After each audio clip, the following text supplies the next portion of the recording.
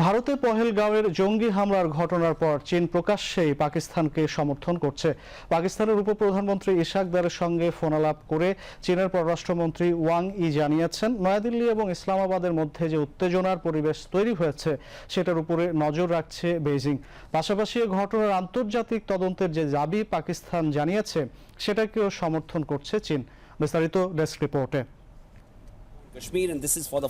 পহেলগাঁওয়ের জঙ্গি হামলার ঘটনার পর ভারত পাকিস্তান উত্তেজনা কমেনি, সীমান্তে বিচ্ছিন্ন গোলাগুলির ঘটনা ঘটছে। এরকম পরিস্থিতিতে চীনের পররাষ্ট্রমন্ত্রী ওয়াং ইর পাকিস্তানের উপপ্রধানমন্ত্রী ইশাক দারের সাথে ফোনালাপ মনোবল বৃদ্ধি করেছে দেশটির। ভারতের মিডিয়া এ খবর সর্বোচ্চ গুরুত্ব দিয়ে প্রকাশ করছে। ভারতের কাশ্মীরের পহেলগাঁওয়ে 22 এপ্রিল জঙ্গি হামলায় 26 জন বেসামরিক নাগরিক নিহত হন। ভারত পাকিস্তানকে এই ঘটনার জন্য দায়ী করছে। পাকিস্তান এই অভিযোগ অস্বীকার করেছে। পাশাপাশি পাকিস্তানের প্রতিরক্ষা মন্ত্রী খোয়াজা মোহাম্মদ আসিফ বলেছেন, পহেলগাঁওয়ের ঘটনা নিয়ে যে কোনো আন্তর্জাতিক তদন্তকে স্বাগত জানাবে পাকিস্তান।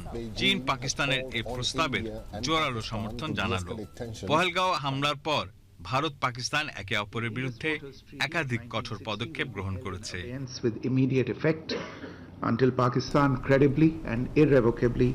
শনিবার এক অনুষ্ঠানে পাকিস্তানের রেলমন্ত্রী হানিফ আব্বাসি হুমকি দেন যে ভারতের দিকে 130টি পরমাণু ক্ষেপণাস্ত্র তাক করে রাখা হয়েছে।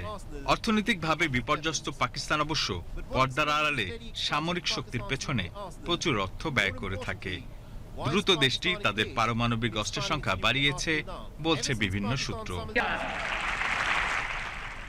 International desk, BTV news.